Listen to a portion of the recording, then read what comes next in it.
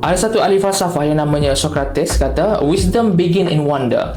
Kebijaksanaan ni bermula dengan wonder ataupun curiosity ataupun sifat manusia yang sering bertanya-tanya.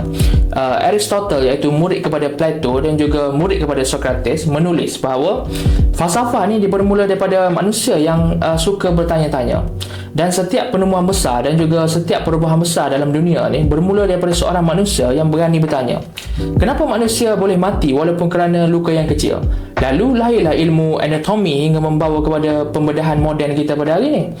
Persoalan tentang bagaimana mahu mencipta tempat yang selamat untuk manusia daripada cuaca yang tak menentu dan juga ancaman haiwan liar. Lalu terciptalah ilmu seni bina yang membina rumah-rumah dan juga masjid-masjid megah di Andalusia, hinggalah bangunan pencakar langit moden kita pada hari ini.